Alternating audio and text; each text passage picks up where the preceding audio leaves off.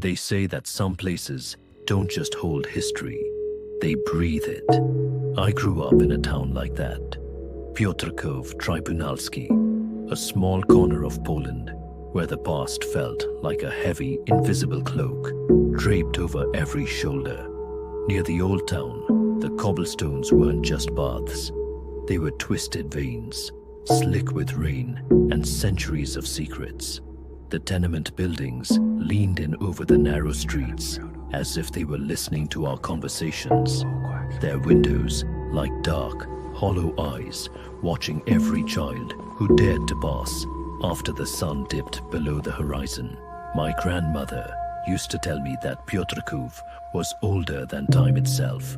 She spoke of kings who walked the royal castle and the crown tribunal, where judges once decided the fates of the living with a single word. You could still feel them, the lingering shadows of those who were judged, waiting around every corner. In the center of the market square, the truth was even grimmer. The gallows stood there, a permanent, silent reminder of a bloody history.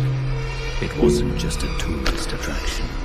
It was the town's soul, built on a dark foundation that never truly let go of its ghosts. In the mid-90s, the silence of the town was different. It was louder. Every hour, the church bells from St. James would shatter the air, their echoes bouncing off the stone walls like a warning.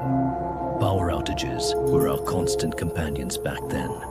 When the lights flickered and died, the town wasn't just dark. It was plunged into a void that felt alive, a swampy, viscous blackness that seemed to crawl out from the cracks in the pavement. Our flat on the second floor was no sanctuary. It was old and creaky, filled with pipes that groaned and complained in the night, as if they were haunted by the same secrets as the streets outside. My mother and I would walk back from the market quickly before the streetlights began their rhythmic flickering, casting shadows that moved with a speed no human could match. I always felt a pull from my room, a quiet, terrifying certainty that while we were out in the town, something else was waiting for me at home. We lived in a building caught between two worlds. In front, a patch of green grass and a rusted playground tried to pretend it was a safe place for children. However, behind us, a massive factory remembered the days when the lives of townspeople depended on it. It used to make parts for coal mining machines. Now it loomed like a silent industrial titan, its soot-stained chimneys marking the sky. At dusk, the factory didn't feel like a place of work that it once used to be. It felt like a sentinel, casting a long, cold shadow over our block, signaling that the safe hours were over. For my family, it was also a grim reminder of when my granddad lost its life, working the late hours of night. To understand the fear, you have to understand what was beneath our old neighborhood. Each entrance of the building was also a door to the basement. It was a black, gaping maw at the bottom of the stairs, a gate to the underworld. It wasn't just a cellar. It was a labyrinth of damp concrete and padlocked wooden cages that stretched the entire length of the building most of the times. Our subterranean tunnels were even more disturbing. The maze stretched beneath all of the 4 apartment blocks, like gigantic anaconda hidden in the murky waters of the Amazon, hunting for its next meal. There were no lights in the maze. It was a place of dripping pipes and a silence so thick it felt heavy. Every time I passed it, I felt the eyes of every folktale monster watching from the dark, waiting for a foot to slip, or perhaps just a wrong turn. The climb to our second floor flat was a marathon of dread. The staircase was painted in that thick, peeling 1990s oil paint, discolored, cold, and slimy to the touch. The air here was different. It was swampy, viscous, and stale, as if the darkness itself had physical weight. Every step echoed against the concrete walls, a rhythmic countdown to the door. The flickering yellow bulb overhead would buzz and dim, and in those moments of near blackness, I felt the hallway stretching, becoming longer, pulling me further and further away from the safety of my home. We weren't just walking to an apartment, we were wading through a mire of shadows that knew my name, knew my thoughts, and even my deepest emotions. However, even inside the flat, the world didn't get brighter. The hallway leading from the entrance door was a long, airless artery that connected our lives, but it felt more like a trench. I called it swampy because the darkness there wasn't just an absence of light. It was a physical presence. It was thick, heavy, humid, and seemed to cling to my skin like cobwebs. Walking through it felt like wading through a black mire that wanted to slow my pulse and pull me down into the floorboards and straight into the underworld. Every door along that hallway felt like a mouth held shut, hiding a secret that only the shadows knew. I always thought it was weird that a place like this made me somehow feel safe. My room was a long, narrow rectangle, a train carriage heading into the night. At the far end, the window was the only escape, but even that felt guarded. The moon wasn't a comfort. It was a cold, prying eye that cast the gnarled shadow of the great tree across my floor, like skeletal fingers reaching for my bed. And for me, I would lie there, tucked under my thin, almighty blanket, believing with the fierce, desperate logic of a child that as long as I didn't look out, the world couldn't look in, couldn't find me, couldn't catch me. But the air in the room was changing. It was getting heavy. It was waiting. And then, there it was. Not a ghost, not a dream. A solid piece of the void, standing in my doorway. It was a hooded, light-consuming darkness that felt impossibly familiar, like a memory I had forgotten before I was even born. Seeing it wasn't just scary, it was a psychological violation. Its claws curled around the metal frame, with a proprietary grip, as if it owned the room, and its eyes, glowing like moonlight on black water, didn't just look at me, they recognized me. It was the physical embodiment of every what if I'd ever whispered to the dark. It didn't speak, but its presence was a scream in the silence of my mind. I would lie there, pinned to the mattress by a weight that wasn't physical. My mind became a frantic gallery of what-ifs. I wondered, if I dared to peek over the edge of the mattress, would I see it crouching there? Was it already under the bed, waiting for a stray foot to slip out from the safety of the covers? I was terrified that it would reach out with those gnarled claws and drag me right into the blackness beneath the bed, right into the abyss, like those nightmares where you are being chased by something, but your feet are fused to the ground, your scream silent. I knew that if it took me, I would vanish without a sound, leaving nothing behind but an empty bed. Something used to wait for me in my doorway every night. Even now, I'm still not sure if it was real.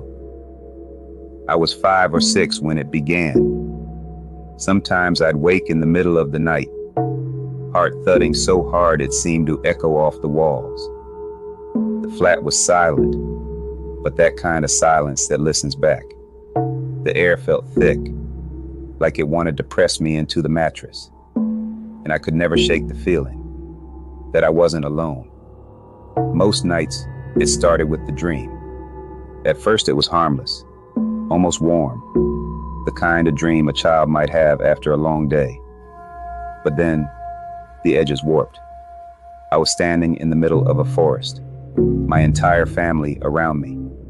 We should have felt safe, but everyone looked wrong. Their smiles were too forced, their bodies too still, like they'd forgotten how to be alive. Everyone except my mom. She moved through the trees laughing, so bright and unbothered it almost hurt to look at her. Then, with no sound, the light shifted, and something descended between the trunks. Figures stepped out, tall, smooth, pale as porcelain. They weren't monsters, but they weren't human either. The air rippled around them, thick with the pressure of something other. I remember how they looked at my mom, like they already knew her. And she looked back with that same strange joy, like she'd just found her real home. I ran to her, sobbing. "Don't go," I said. "Please don't leave me." But she just smiled, the same smile she never gave anyone else. Then she turned, stepped into their silver craft, and disappeared into the sky. When I woke, I could still see her face, lit by that cold, impossible light. Years later, I found a photograph of her. She was perched on the back of the sofa, window open, the last gold of the sun painting her hair. As a child, I thought she looked peaceful, lost in a beautiful view. As an adult, that same image felt like grief made visible. There was something in her eyes that no one else seemed to see, like she was already halfway gone. That photograph haunted me more than any nightmare, because it told the truth. Some people leave long before they ever walk away. The dream kept coming back, night after night, the same forest, the same silent goodbye. And I started to realize there are worse nightmares, the ones that don't stay in your sleep, but follow you into waking life. That's when the doorway visits began. At first, just a shape, a darker dark in the corner, where the hallway met my room. But then, solidified, like the shadow decided it didn't need to hide anymore. It had a hood, or something like one, and hands that clung to the frame, with fingers ending in small, sharp curls. Its eyes, or what I thought were eyes, shimmered faintly, like moonlight on black water. It never moved, never spoke, just watched. Sometimes I'd squeeze my eyes shut, hoping the darkness would forget I existed. But even with my eyelids closed, I could feel its stare burning through the blanket. Other times, half asleep, I'd open my eyes and it would still be there, patient, waiting. When I absolutely had to go to the bathroom, I'd whisper promises to myself. "You can do this. You can make it." I'd crawl out from under the blanket, step onto that cold floor, and in that instant, it would vanish. No sound, no motion, just gone, like it was letting me pass, giving mercy. I'd run, heartbeat roaring in my ears, glance over my shoulder a dozen times, finish, and sprint back to bed. The second my head hit the pillow, it was there again. Back then, I told myself it was the flat. Everyone in Poland knows older buildings keep their ghosts. My grandmother used to say, "The walls remember more than the living ever will." So I blamed the walls. Or maybe I blamed myself, an only child with too much imagination, and no one to say, "It's okay, it's just a dream." But time moved on. I moved to the UK, left behind that building, that hallway, that door. And for years, nothing. No dreams, no eyes in the dark. Until one night, decades later, when a familiar stillness crept back into my room. No wind, no sound, just the weight of something unseen pressing against the air. For a split second, I could smell it, The same damp concrete and paint thinner of my childhood corridor. And I knew, whatever it was, it had never left. It had only been waiting for me to notice again. Maybe it wasn't a ghost. Maybe it wasn't anything you could name. Maybe it was the shape my grief took when I was too young to understand it. A piece of the dark that learned my name and never forgot it. Those nights shaped me more than I realized. They carved fear and wonder into the same space in my chest. And every story I tell now comes from that place. Because sometimes our monsters don't come to hurt us. Sometimes they come to keep us from forgetting what we lost. This is Mystery Whispers. Find comfort in the dark. One night, everything felt different. When I woke, the air had weight to it. Thick, heavy, metallic. Moonlight sliced through the window like a blade. The room was quiet, too quiet. No shadow in the doorway. No black shape watching me like every night before. Just emptiness, and somehow, that was worse. My chest tightened. Where had it gone? The idea of it lurking somewhere out of sight was unbearable. Then came the touch. Ice-cold fingers closed around my shoulder. Just a little squeeze. That was all it took. I flew out of bed and bolted down the hallway, breath catching up a second later. My aunt's old room. Safety. Or the illusion of it.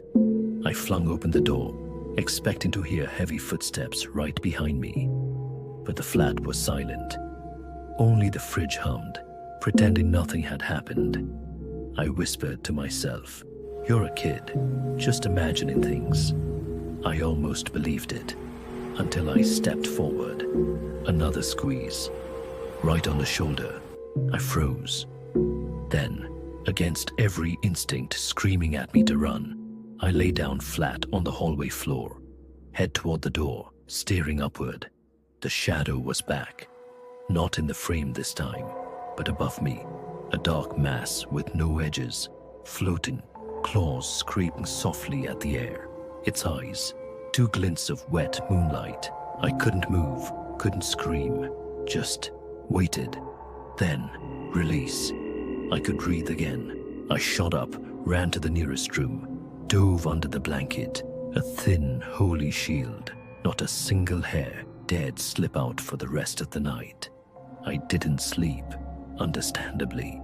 And even as a child, I remember thinking, why do we believe blankets can save us? Maybe it's the rule we invent to survive the dark. If I can't see it, it can't see me. Whatever logic governs nightmares, the blanket worked, or the shadow got bored. Either way, dawn came, and like always, the thing was gone. Some mornings, I'd still glimpse movement at the edge of vision. A blur that vanished when I turned my head. Shadow or trick of light, I never knew. But I had something to protect me besides the blanket. It was a plush cat, pink, overstuffed, curled in on itself like a sleeping guardian. White paws, white belly, soft enough to hold my fear. To anyone else, it was a toy. To me, it was the keeper of the night. Then came the incident that changed everything. One of those nights, the shadow visited again. I don't remember deciding to move. Only that I found myself lying in front of the bathroom door, motionless, as though in a trance. My mother's voice broke it. She stood in the kitchen doorway, watching me with confusion and worry. "What are you doing?" she asked. "Nothing," I murmured. I knew then she couldn't see it. Either the shadow wasn't real, or she was blind to it. Both possibilities were terrifying. I thought of telling my parents, but what would I even say? That something made of darkness was touching me in my sleep. At that age, words like that only buy you pity, or doctors. so I stayed quiet. And eventually, the trances stopped. The dreams still came, but the nightly paralysis faded away. Maybe the shadow was done with me, or maybe it was waiting for bigger changes ahead, and they came fast. My parents opened their own business, then another. New schools, long days, people, noise. We bought the flat from the council and renovated. Bright paint, new light bulbs, shiny locks. Fear has a way of hiding when life is busy. For a while, I forgot about the shadow. The flat felt normal again, almost happy. Then came winter, cold, silent nights. I was staying with my grandmother. My cousin was visiting for the weekend. The power kept cutting out. Typical for Poland back then.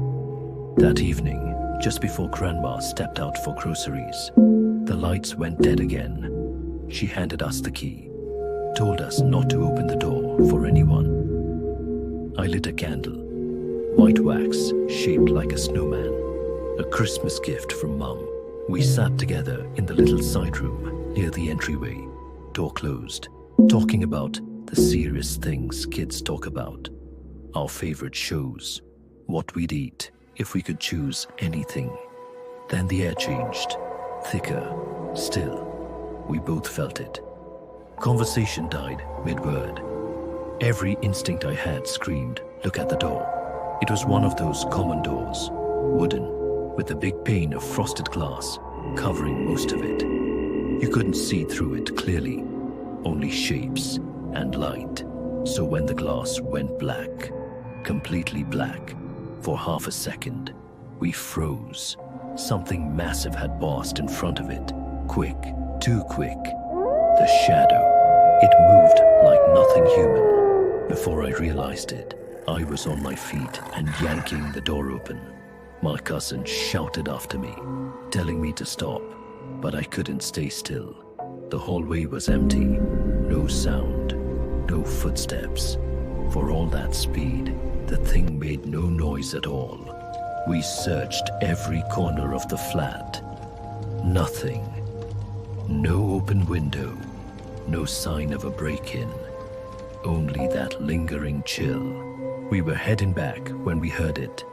3 knocks on the front door that nearly stopped both our hearts.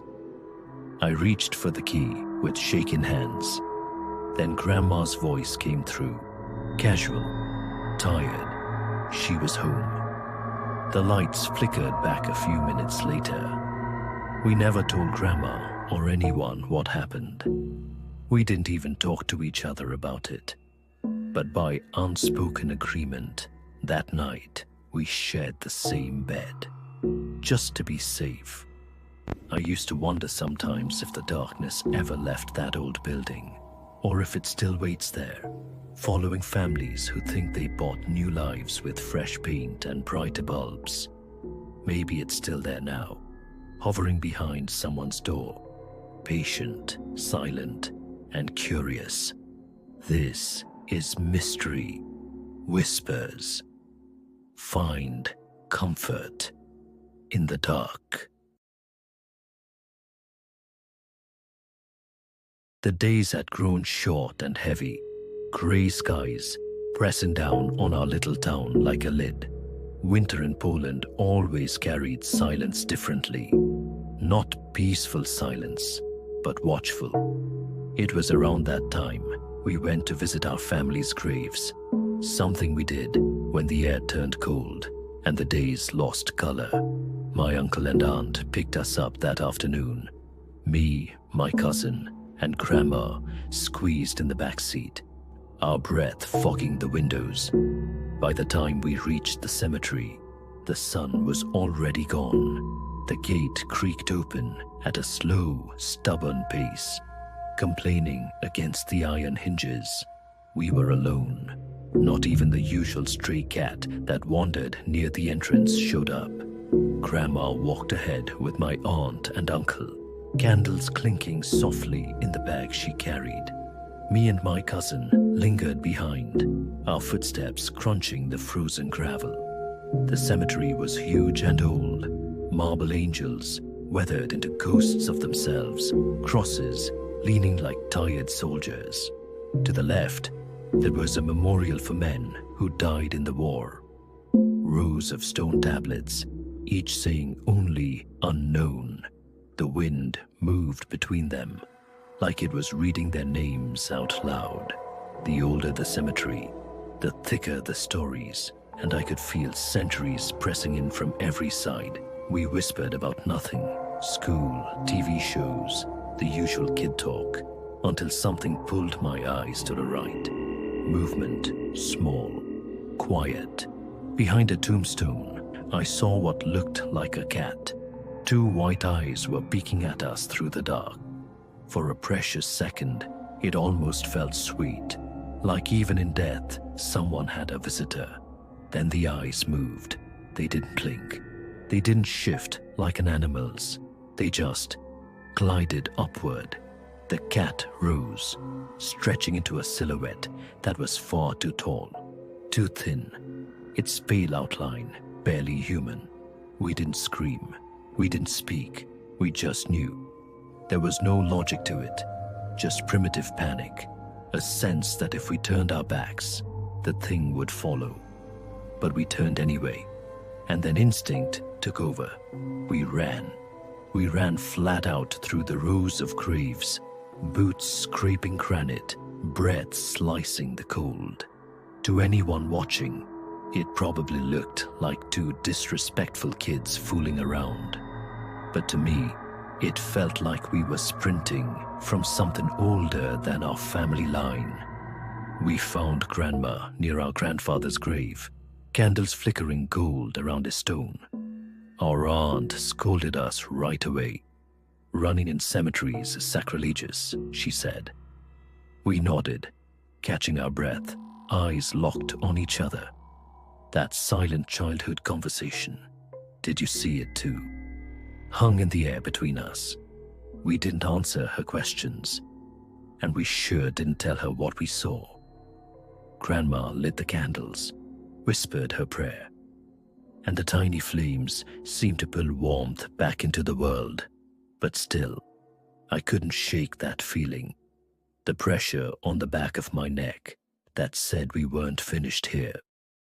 When we finally started walking again, the path twisted through tall trees that blocked even the moonlight. Each branch swayed like an arm, reaching down. The two of us stayed close to our grandmother's skirt, staring straight ahead. I thought about the thing behind the stone, how easy it would be for it to hide again among all these graves. My cousin whispered, "Do you think it's still here?" I didn't answer, because the question didn't feel safe to answer. And then I made the mistake of looking up. For a heartbeat, I imagined it perched somewhere above us, staring from the trees. That thought burrowed into me like ice. Could it climb? Could it fly? I shook my head. No, keep it simple, keep it human. That's how fear works. The moment you let it grow wings, you lose. Adults make you believe they can protect you, and maybe that's enough. As a kid, I liked to think Grandma's presence was an invisible shield, but deep down, I understood that shadows have no respect for age. We reached the far edge of the cemetery. Grandma's hand brushed against mine, warm enough to quiet the tremble in my fingers. I told myself, this is fine. It's quiet. It's over. We're safe. And then my aunt stopped walking. She tilted her head, pointing upward. "Look," she whispered. There, on a branch sweeping low over the path, two white eyes glowed back at us, exactly like the ones behind the tombstone. The breath left my body. The world froze still. The creature crouched there, silent, coiled like a spring. Then it leapt. It swept above us without a sound, cutting through the cold air and landed somewhere behind. I flinched, expecting claws. Instead came the softest scratch of talons on stone, followed by a faint squeak. Grandma moved faster than I've ever seen her. She grabbed a handful of salt from her coat pocket. Every Polish grandmother keeps salt for flavor and for protection, and tossed it toward the darkness. We waited for a scream, a shadow, something, then a flutter of wings. The bird landed on a nearby headstone. An owl, just an owl, massive, solemn, offended by the drama. It blinked once, mouse dangling from its beak, then took off into the night. Grandma laughed. For the first time all day, the sound broke through the cold like sunlight. I tried to laugh too, but the sound stuck in my throat, because I knew what I saw first wasn't an owl. Owls don't rise like smoke. Owls don't see you before you see them. Still, I clung to the logic like a blanket. Let it be an owl. Let it always be an owl. My cousin whispered. Guess we were safe after all. I nodded. Sure, safe. I couldn't stop thinking on the drive home. The car's heater hummed, streets glowing wet and golden beyond the window. No one mentioned the incident, not Grandma, not my aunt or uncle. But every time the road curved through shadow, I found myself glancing at the trees. Half of me expecting those white eyes again. Half of me hoping I'd never see them. That night, lying in bed, I reached for the stuffed pink cat that slept by my pillow. Soft, familiar, real. I told it quietly, if the shadow follows us home, you'll scare it away, right? It didn't answer, of course. Just stared at me with the same glass eyes it always had. But at least they weren't white. At least they didn't blink. Now, years later, I still visit that cemetery. It's peaceful in daylight. Nothing sinister. Just rows of memories under moss and birdsong. But when the sun dips, I always feel that same old pulse beneath the soil. Like something buried still listens. I often wonder about the thing me and my cousin saw.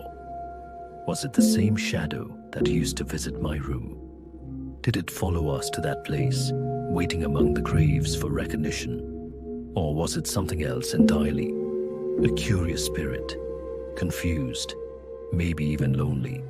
Sometimes I think about it from the other side. Maybe it wasn't hunting us. Maybe it was watching us pray, wondering why we light candles for those who are already gone. Maybe, for a second, it wished someone would light one for it too. Still, if I ever see those eyes again, I'll run. Old habits die harder than fear. This is Mystery Whispers. Find comfort in the dark.